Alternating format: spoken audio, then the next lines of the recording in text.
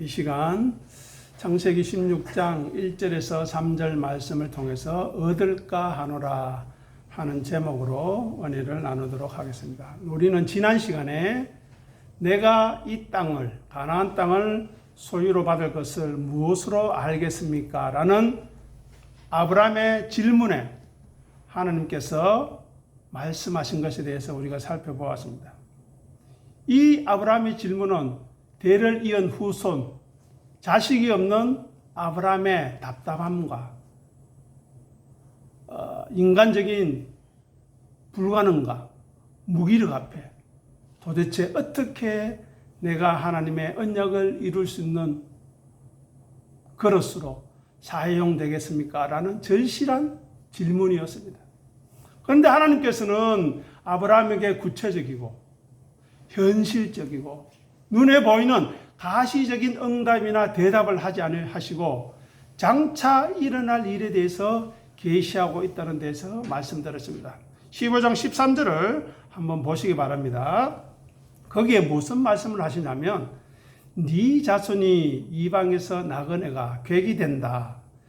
그리고 그들을 섬기겠고 애굽 사람들은 400년 동안 네 자손을 괴롭힐 것이다. 그리고 애굽 사람들이 섬기는 그 나라를, 아브라함의 자손이 섬기는 그 나라를 내가 하나님이 징벌할 것이다. 그 후에 네 자손이 큰 재물을 이끌고 나오리라 하시면서 이 13절에만 아브라함의 자손에 대해서 몇 번 언급합니까? 3번 언급합니다. 3번. 즉 반드시 아브라함의 자손이 있을 것이라는 약속의 말씀입니다. 즉 아브라함의 자손이 없이는 이루어질 수 없는 장차 있을 일에 대해서 계시하고 있다는 것입니다. 그런데 아브라함은 이 하나님의 말씀 앞에서 당장 답답하고 당장 자식이 없는 아브라함 입장에서 어떻게 받아들였을까요? 어느 정도 이해하고 수긍했을까 하는 것입니다. 그런데 오늘 본문의 말씀을 통해서 살펴보게 되면 여전히 아브라함은 믿음의 자리에 서려면 갈 길이 멀다는 것을 우리는 확인하게 됩니다. 그런데 여기서 우리가 확인해야 될 것은 하나님께서 아브라함의 질문에 말씀으로 응답해 주신다는 것입니다. 즉 그것은 하나님이 아브라함과 함께 하신다는 의미입니다. 아브라함에게 관심이 있다는 말씀입니다. 약속을 지키시겠다는 말씀입니다.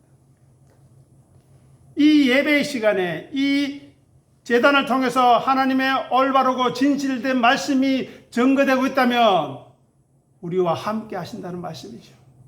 우리에게 관심이 있다는 말씀이지요. 우리에게 하나님의 뜻을 이루시겠다는 그 의미를 같이 받아들일 수 있어야 합니다.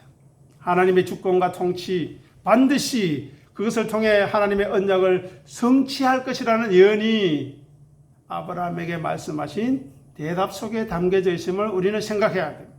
즉 아브라함의 질문에 대한 즉각적인 답보다 아브라함이 당면하고 있는 문제의 즉각적인 해결보다 하나님께서 지금 아브라함에게 말씀하고 계시고 그리고 그 말씀을 아브라함이 듣고 받아들이고 있다는 것이 중요하고 소중하다는 것입니다. 그 관계성이 유지되고 있다는 데 우리는 집중해야 합니다. 그러면서 13절에 말씀합니다. 또 보시기 바랍니다. 15장 13절 너는 반드시 알라. 아브라함의 노쇠함과 늙어가는 과정, 자신의 초라함과 궁핍한 모습보다 하나님의 말씀에 집중하고 관심을 가지라는 겁니다. 너는 반드시 알라. 이 일이 반드시 일어날 것이고 네 자손을 통해 확인될 것이라는 것입니다. 즉 하나님의 말씀 속에 담긴 하나님의 열심과 집념에 우리는 주목할 수 있어야 합니다. 하나님이 하시겠다고 하시면 누구도 말릴 수 없고 지체되지 않을 것이고 반드시 이루어지는 것을 믿고 확신해야 한다는 것입니다. 이것이 우리가 지난 시간에 나누었던 말씀입니다. 그러면 오늘 본문 2절을 보시기 바랍니다. 여기 보면 사례가 이야기합니다. 자녀를 얻을까 하노라. 이 사례의 말에 우리는 주목하면서 오늘 말씀을 따라오시기 바랍니다. 얻을까 하노라. 이것은 가나안 땅에 아브라함과 사례가 거주한 지 몇 년이라고요? 3절에 보시면 10년 후, 즉 75세 때 하란을 떠났으니까 지금은 85세라는 것입니다. 그래서 여전히 자녀가 없으니 아내 사례의 권유를 따라서 여종 하가를 첩으로 들여서 자식을 놓자는 것입니다. 이러한 일들은 고대 근동사회에서 함무라비 법접이나 누지 문서의 기록을 찾아보면 본처가 자식을 낳지 못하는 경우에 여종을 첩으로 주어서 후손을 잇는 일이 사회적으로 용납되는 행위였습니다. 그리고 여종이 낳은 자녀는 법적으로 본처의 자녀로 귀속되었습니다. 그래서 이 사례의 제한은 당시 기준으로 볼 때 비윤리적이거나 파격적인 제한이 아니었습니다. 가문을 잇기 위한 현실적인 대안이었고 자기들이 할 수 있는 유일한 길이었습니다. 그러면 여기서 질문이 생깁니다. 아브라함은 하나님으로부터 말씀을 들었죠. 그리고 헷불 계약을 통해서 3년 된 암소, 3년 된 암염소, 3년 된 순양을 통해 산배들과 비둘기를 제물로 드리는 일을 통해서 어떻게 하나님께서 그 역사와 섭리를 이루어 가실 것인가를 설명하셨는데, 보여주셨는데 그 내용에 대해서 사례에게 어느 정도 나누었을까 하는 것입니다. 그것이 무슨 의미인가 자기는 제대로 파악하고 자기 아내에게 이야기해 주었을까 하는 것입니다. 자, 창세기 15장 4절 주보를 통해서 같이 읽어보겠습니다. 순서지 밑에 있습니다. 읽어보겠습니다. 여호와의 말씀이 그에게 임하여 이르시되 그 사람이 네 상속자가 아니라 네 몸에서 날 자가 네 상속자가 되리라 하시고, 그 사람은 누굽니까? 여기서 엘리에셀이지요.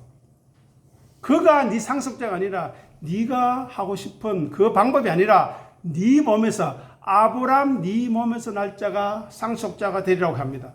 그러면 아브람의 몸에서 날 자라면 사례, 그 아내 사례는 상관이 없다는 말입니까?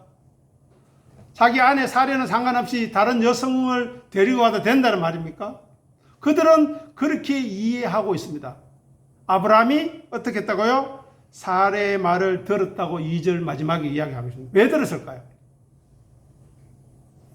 애굽 사람은 세상을 상징합니다. 애굽은 세상의 가치에 찌든 삶과 거기에 머물러 있는 사람을 의미합니다. 아브라함이 가진 하나님에 대한 믿음을 공유가 가능하겠습니까? 애굽 사람과? 결론적으로 찢어질 수밖에 없고 헤어질 수밖에 없습니다. 자기 조카 롯처럼. 그런데 아브라함과 사례는 아브라함의 몸을 통하면 무조건 후사를 이어도 된다고 하는, 또 사라도 그렇게 동의했으니 그렇게 해보자 라고 지금 오늘 읽었던 본문에서 일어나는 일입니다. 우리가 창세기 12장 13절에서도 살펴보았듯이 아브라함은 자기 목숨을 부지하려고 사례를 자기 누이라 속이고 얻은 소유물 중에서 생긴 종이 바로 하갈입니다. 애굽에서 얻은 것 중에서 바로 시험에 빠지게 되는 이유가 되었다는 것입니다. 아브라함이 애굽으로 내려간 이유가 무엇이었습니까? 기근 때문이 아니었습니까? 먹을 것이 없어서 내려갔습니다. 즉 오늘 본문의 상황처럼 현실적인 문제를 해결하려고, 생존을 유지하려고 애굽으로 내려갔습니다. 그런데 그곳에서 일어난 일을 통해서 하나님의 섭리가 나타나시고 하나님의 능력이 나타나시고 하나님이 자기를 어떻게 돌보셨는가를 경험하게 되는, 즉 사례의 일로 인하여서 바로와 그 집에 큰 재앙을 내리신 것을 목도하게 되었습니다. 아브라함과 사례를 지키고 돌보시는 직접적인 하나님의 손길을 체험했음에도 불구하고 그들은 여전히 온전한 믿음의 자리에 서지 못했고 그 과정이 있다는 것입니다. 자, 12장 16절, 창세기 12장 16절 계속해서 읽어보겠습니다.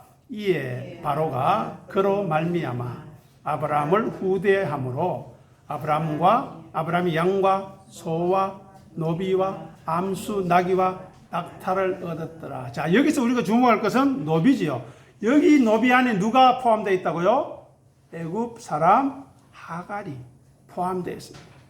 자, 애굽에서 얻은 소유물, 많은 물질이 아브라함이 자기 일상을 살아가는데 조금은 도움이 되었을 것입니다.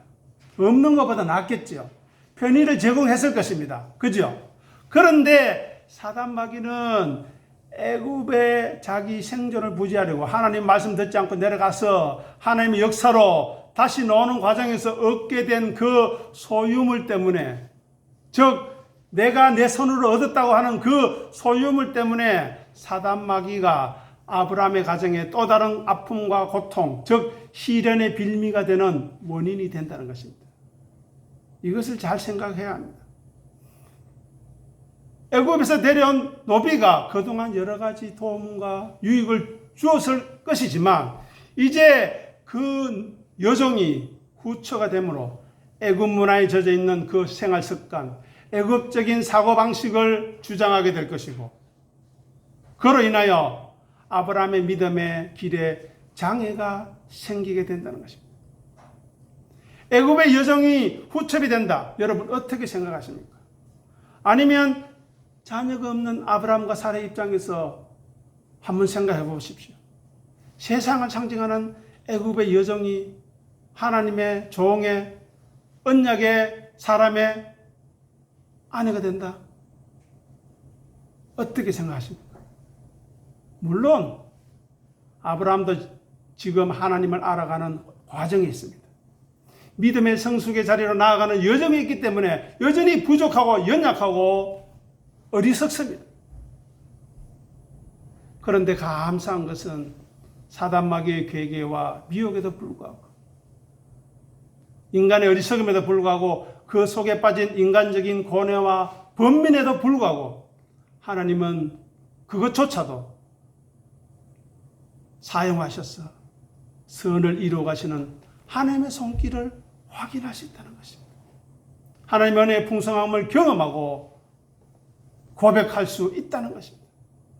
사단 마귀의 거짓 유혹 앞에서 인간의 연약함이 드러납니다. 인간의 나약함이 드러납니다. 실수와 실패 속에서 우리는 하나님의 섭리와 때를 따라 성취하시는 하나님을 경험하고 고백할 수 있어야 합니다. 그렇지 않다면 오늘 이 예배도 우리가 말씀을 듣는 것도 아무런 의미가 없다는 것입니다. 자, 광고 나누러 가셔서 욥기 12장 13절 말씀 우리 같이 읽어보겠습니다. 지혜와 권능이 하나님께 있고 계략과 명철도 그에게 속하였나니. 욥이 고백한 내용입니다. 하나님의 절대적인 주권, 지혜를 선포하는 말씀입니다. 인간의 이해를 뛰어넘는, 인간의 상식과 가치와 경험을 뛰어넘는 하나님의 통치 방식을 말씀하고 있습니다. 세상의 모든 일, 즉 속이는 자와 속는 자까지도 하나님의 주권 아래 있음을 선언하고 있습니다. 여기서 말하는 지혜는 계획을 세우시고 실행에 옮기는 능력도 포함하는 실천적인 개념이 있습니다. 다음으로 권능은 자기의 뜻을 이루시는 무한한 힘과 능력을 의미합니다. 그리고 계략과 명철은 하나님의 지혜와 깊이와 통찰력을 강조하고 있습니다. 모든 상황을 꿰뚫어 보시는 분, 최상의 계획과 방법을 소유하신 분으로 선언하고 있다는 것입니다. 그러면 이 말씀을 통해서 우리 2절을 보시기 바랍니다. 2절에서 사례가 아브라함에게 이야기합니다. 여호와께서 내게 내 출산을 허락하지 아니하셨다. 나는 출산하지 못하였고 내 출산을 하나님이 허락하지 아니하셨으니, 하나님께서 당신의 몸을 통해서 날짜가 후사가 된다고 하셨으니 나는 제외되더라도 그것이 하나님의 뜻인 줄 혹시 알지 어떻게 아느냐? 아브라함만 있으면 된다는, 즉 아브라함과 사레가 진리로 거듭나서 진리의 부부, 하나님의 부부로 거듭나야 한다는 그 내용을 이해하지 못하는 것입니다. 왜 남자와 여자가 부모를 떠나서 하나 되어야 하는, 예수 어린 양 예수 신랑 되시는 그분과 우리가 하나 되어야 하는, 교회된 우리가 예수 그리스도와 하나 되어야 하는 그 진리의 부부가 무엇인가에 대한 그들의 이해가 없다는 것입니다. 하나님의 말씀과 능력, 본질에 대한 이해가 부족함을 나타내고 있습니다. 인간 인식의 한계를 드러내고 있습니다. 하나님의 말씀이 무엇을 의미하는지, 무엇을 지향하는지, 어디까지 목적하고 있는지 인식하지 못하고 있습니다. 자, 이들은, 아브라함과 사례는 인간의 생식 능력을 통한 자녀 생산을 목적했습니다. 그리고 그전에는 양자를 들여서, 엘리에셀을 들여서 후사를 이으려고 했는데 하나님이 거절하셨죠. 그러면 이제는 어떻게 합니까? 그러면 아브라함의 몸을 통한, 그래서 여정을 통해서 자녀를 얻어야 한다는 사라의 제안에 아브라함도 동의할 수밖에 없었다는 것입니다. 이것 외에 아브라함이 자녀를 가질 수 있는 방법을 알지도 못했고 인식하지도 생각하지도 못했다는 것입니다. 우리도 마찬가지 아닙니까?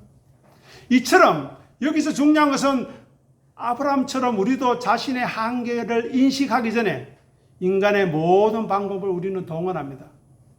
마치 그것이 믿음인 것처럼.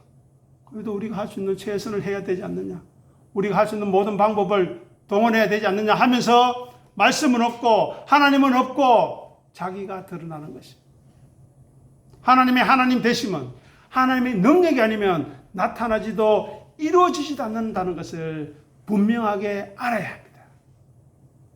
타락한 인간 누구라도 자기 문제 해결을 위해서 온갖 수단과 방법을 동원하는 것은 당연합니다. 이해할 만합니다. 또 자기 의지와 생각에 따라 행동하는 것 이해할 수 있습니다. 왜요? 거듭나기 전이고 자기를 부인하지 못하기 때문에. 그래서 믿음의 길을 가면서 자기의 한계가 드러나기 마련입니다. 그래서 우리는 그 앞에서 어떻게 해야 되느냐? 자기 존재의 한계를 알고 인식하는 것이 중요합니다. 현재 자기 생각과 의식이 얼마나 불신앙으로 가득 차 있는지 알라는 것입니다. 우리가 얼마나 하나님과 말씀 앞에서 거짓과 위선의 신앙으로, 껍데기 신앙으로, 포장된 신앙으로 서 있는가 자각할 필요가 있습니다. 그것을 인식하지 못하고 고백하지 못한다면 우리는 하나님의 은혜를 알 수 없습니다. 하나님의 은혜가 우리에게 충만할 수 없습니다. 성도된 우리 각자는 나는 왜 이런 생각을 할까? 왜 나는 이런 질문을 할까? 이런 의문을 가질까? 이런 말을 할까? 행동을 할까? 생각해야 합니다. 왜 그렇게 하는지 스스로 물어보아야 합니다. 그리고 진리의 말씀의 빛에 그것을 비추어야 합니다. 드러내야 합니다. 진리의 거울 앞에 우리 본심, 내심까지 다 드러내야 합니다. 꽁꽁 숨긴다고 숨겨지지 않습니다. 그러니 회개가 없는 것입니다. 회개하라는 말을 싫어한다는 것입니다. 우리나라에 있었던 평양에서 일어났던 그 대부흥이 시발이 무엇이었습니까? 한 장로님의 솔직하고 모든 것을 드러낸 자기의 죄됨을 고백하는 것에서부터 시작되었다는 것입니다. 그런데 우리에게는 그런 고백이 사라진 지가 오래되었습니다. 그런 회개의 고백이 없으니 우리는 돌처럼 딱딱해지는 것입니다. 굳어지는 것입니다. 말씀을 들어도 깨닫지 못하고 말씀을 들어도 관심 가지지 못하는 것입니다. 그래서 우리는 아브라함과 사라의 모습을 통해서 우리의 한계를 철저히 인식하는 것이 무엇인가를 생각하고 그리고 진리의 말씀으로 그것을 확장하고 깨뜨릴 수 있어야 합니다. 다시 한 번 더 확인해 보십시다. 아브라함에게 있어서 언약의 자녀를 이을 수 있는 방법이 첫 번째, 양자를 들여서 후사를 잇는 방법. 그런데 거기에 대해서 하나님이 뭐라고 말씀하셨습니까? 네 몸에서 날 자라고 했었습니다. 아, 그래요? 그러면 후첩을 통해서 아브라함의 몸도 같이 포함이 되니까 후사를 이어도 되겠네요 하는 오늘 본문 아브라함의 사례의 근거를 아브라함이 수용하는데, 이들은 성령님을 통한 잉태의 비밀, 진리의 성령님의 역사로, 하나님의 말씀의 역사로 생명을 낳는 비밀을 인식하지 못하고 있음을 드러내고 있습니다. 자, 창세기 18장 11절 12절 주보를 통해서 읽어보겠습니다. 아브라함과 사라는 나이 많아 늙었고 사라에게는 여성의 생리가 끊어졌는지라. 사라가 속으로 웃고 이르되 내가 노쇠하였고 내 주인도 늙었으니 내게 무슨 즐거움이 있으리요. 보십시오. 이제 그 이후의 일인데요. 아브라함이 남편이 100세고 자기가 90세인데 이 말 당연한 것 아닙니까? 자연스러운 일이죠. 내가 90 됐는데 뭔 아이를 낳겠냐? 당연한 것입니다. 즉 사례는 자기 몸을 통해서 아브라함의 상속자가 태어날 것을 이해하지 못했습니다. 아니, 생각지도 수용할 수가 없었습니다. 그래서 당시 관습이 허용하는 범위 내에서 아브라함에게 권유해서 아브라함도 받아들이고 당시 문화적 해결책에 따라 행동한 것입니다. 사례는 이야기합니다. 내 출산을 허락하지 아니하셨으니.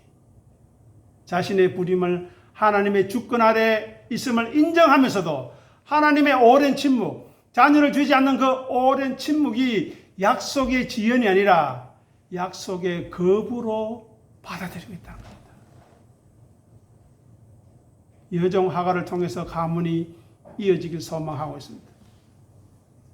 하나님은 다른 방법을 준비하고 다른 때를 준비하고 있는데, 언약의 자녀에 대한 약속을 하시고 있는데 이들은 거기까지 미치지 못한다는 것입니다. 그러니 우리들도 아브라함의 삶의 과정, 의식의 과정을 살펴보면서 우리는 어디에 머물러 있는가 확인해야 합니다. 우리는 아브라함의 내용을 다 알고 있으니 마침 우리가 성령 잉태의 비밀을 알고 있는 것처럼 착각해서는 안 됩니다. 절대 모릅니다. 하나님의 방법보다는 자신의 계획과 인간의 수단으로 하나님의 계획을 성취하려는 인간의 모습을 확인할 수 있어야 합니다. 그리고 왜 아브라함은 사라의 근거에 대해서 하나님께 묻지 않았을까 하는 질문도 해봅니다. 네 몸에서 날 자가 네 상속자가 되리라고 했는데, 그러면 여종을 통해서도 가능합니까? 라고 왜 묻지 않았을까 하는 것입니다. 하나님의 말씀에 대해서 자기 자신에게만 국한했습니다. 자기 아내 사례를 제외해버리는 것입니다. 진리의 부부에 대한 이해가 없는 것입니다. 하나님의 언약의 성취 방법과 시기에 대해서 무지합니다. 그래서 우리는 언약의 주체는 늘 하나님이라는 것을, 우리 삶의 주인은 하나님이라는 것을 늘 인식해야 합니다.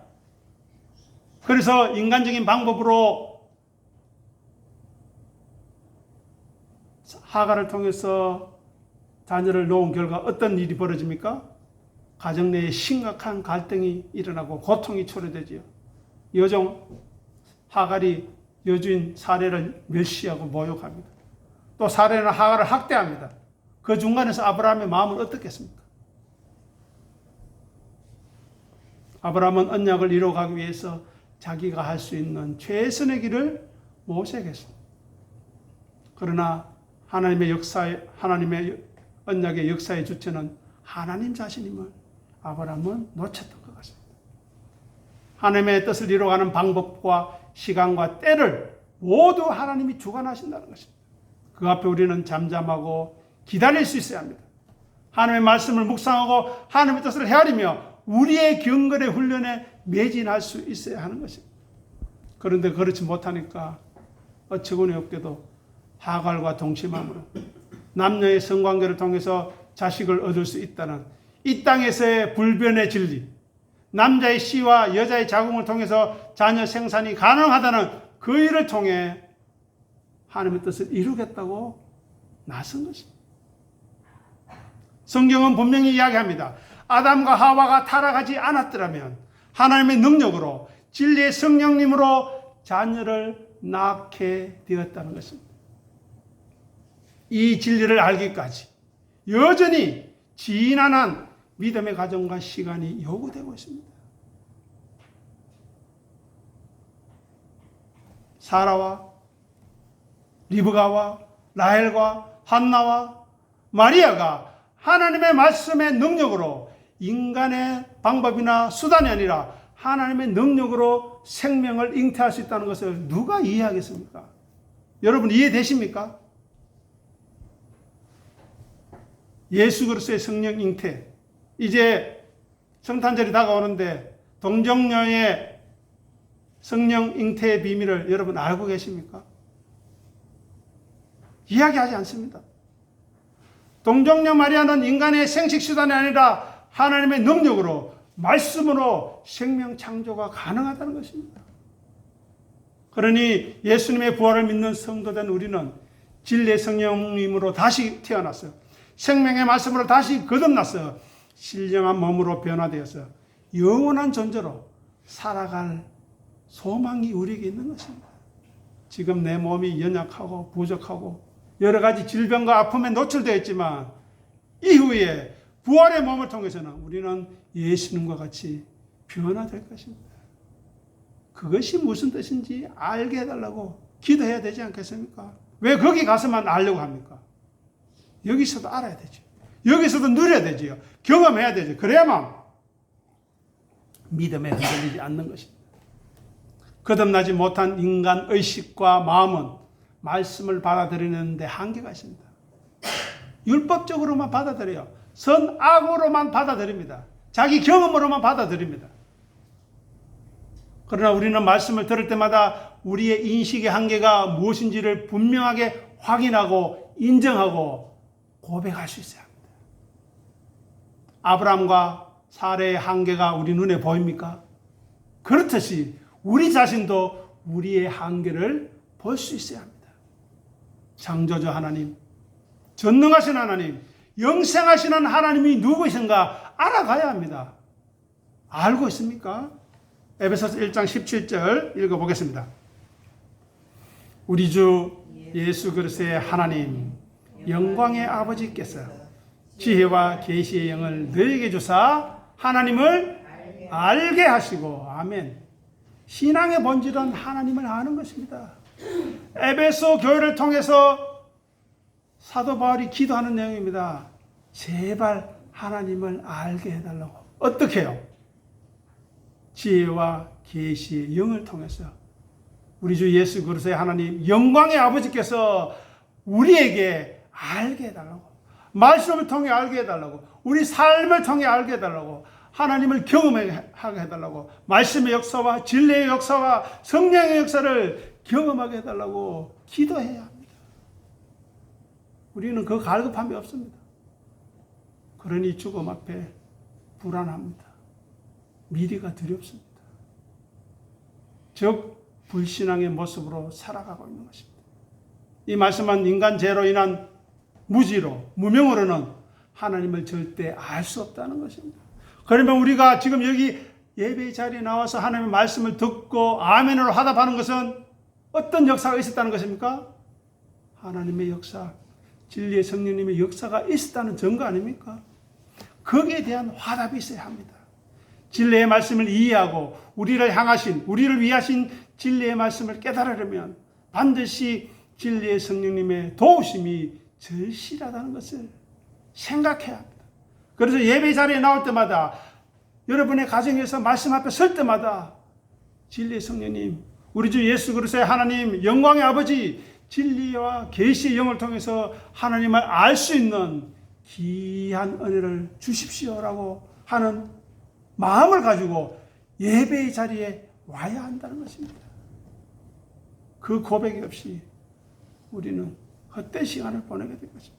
그리고 우리의 마음의 눈을 밝혀주실 때 하나님의 진리, 그것을 영적으로 분별하고 깨닫게 될 것입니다. 이제 정리하겠습니다. 네 자손이 이 땅을 기업으로 받을 것입니다. 내가 네 자손을 하늘의 뭇별과 같이 많게 할 것이라는 그 하나님의 약속에 대한 아브라함과 사라의 기다림의 한계가 드러나고 있습니다. 인간의 조바심이 나타나고 있습니다. 그래야 인간의 불신앙이 드러나고 있습니다. 10년 동안 침묵했다고 합니다. 75세에 왔는데 75세도 늦었는데 10년 이상, 물론 10이라는 숫자는 완전수기 때문에 단순히 우리가 생각하는 10년 이상일 것입니다. 그 기간 동안에 자녀를 출산을 허락하지 아니하셨으니 어떻게 해야 될까? 고민해야 되겠죠. 생각해야 되겠죠. 그런데 하나님의 방법과 하나님의 뜻이 아니라 인간적인 수단을 동원하여 섣부른 결론을 내었다는 것입니다. 오랜 기다림 끝에 인간적인 조급함만 나타나고 있습니다. 아브라함과 사레 앞에 큰 믿음의 시련이 닥쳐왔습니다. 하나님의 약속을 확인하고 있는데 현실은 변하지 않습니다. 기도하고 있는데 변화는 없어요.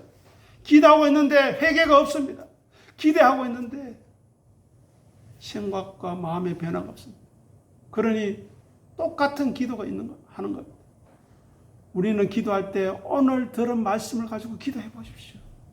에베소 1장 17절, 18절, 19절 가지고 기도해 보십시오. 새로운 변화가 있을 것입니다. 인간의 실패 앞에서 인간적인 방법을 선택했습니다. 아브라함과 사레는 자기들의 시간표에 갇힌 모습을 우리는 보게 됩니다. 하나님의 시간인 카이로스가 아니라 인간의 시간인 크로노스에 갇혀서 움직이고 있는 인간의 연약함을 확인하게 됩니다. 그래서 우리는 오늘 본문을 통해서 분명하게 생각해야 할 것은 이것입니다. 인간 자기 한계의 확인이 어느 만큼 가능할까? 우리가 얼마나 제한된 인간인 것을 인식할 수 있을까?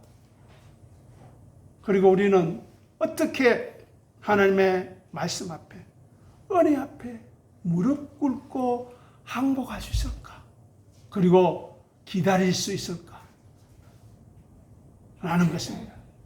하나님의 계획과 섭리, 그 때 앞에 우리 모두는 하나님의 선하신 손길을 바라보아야 하겠습니다. 무엇보다 중요한 것은 그 과정을 통해 우리 개인의 경건의 훈련과 능력을 구비해 나가는 것이 중요합니다. 보십시오. 지금 우리에게 당면한 문제가 있습니다. 급합니다. 반드시 해결되면 좋겠습니다. 그런데 그 시간이 늦어질 때 우리는 그 시간을 기다리며 경건의 훈련, 하나님을 알아가는 일, 말씀을 알아가는 일에 집중함으로 살아갈 때 하나님의 때가 되어 이루실 것이고, 그리하여 우리 경건과 하나님 때가 연합하여 폭발하여 하나님의 역사가, 하나님에 대한 더 큰 암과 이해와 영광과 찬송과 고백이 우리에게 있을 수 있다는 것입니다. 그런데 하나님의 약속만 기다리고 말씀을 등한시하고 경건의 훈련에 매진하지 않는다면 우리는 그만큼 사단마귀의 괴계에 빠져서 헛된 시간을 보낸다는 것입니다. 그러니 우리의 문제에만 너무 연연하지 마시고 그 문제를 통해서 역사하실 하나님의 은혜를 기대하고, 그러면 나는 무엇을 해야 할 것인가? 믿음의 사람으로, 진리의 사람으로 어떻게 써야 할 것인가를 생각하고 고민하며 서로에게 위로하고 격려하는 귀한 은혜가 우리 가운데 넘치기를 간절히 소원합니다. 기도하겠습니다. 아버지 하나님, 은혜를 감사합니다. 아브라함과 사레의 모습을 통해서 인간의 한계를 엿봅니다. 인간의 어리석음과 조급함과 무지함을 엿봅니다. 그럼에도 불구하고 우리 자신의 어리석음과 무지를 알 수 없다면, 우리의 한계를 알 수 없다면 도대체 이 말씀이 우리에게 무슨 능력과 힘이 되겠습니까? 주님, 아브라함과 사라의 모습을 통해서 우리의 모습을 확인하게 하시고 하나님의 능력의 크심과 하나님의 언약의 위대하심이 무엇인가를 생각할 수 있도록 역사하시고 인도하여 주시옵소서. 그리함으로 하나님의 능력과 하나님의 은혜 앞에 무릎 꿇고 항복하고 기도하는 귀한 하나님의 사람으로 든든히 서가서 살든지 죽든지 우리 몸에서 그리스도가 존귀하게 되기를 소원하는, 그래야 나는 날마다 죽노라는 믿음의 선언으로 말미암아 자기를 부인하고 자기 십자가를 지는 놀라운 은혜의 사람으로 거듭나게 도와주시옵소서. 이 은혜에 한 사람도 제외되는 자 없도록 역사하시고 인도하여 주시옵소서. 감사하며 우리 주님 예수 이름으로 간절히 기도드립니다. 아멘.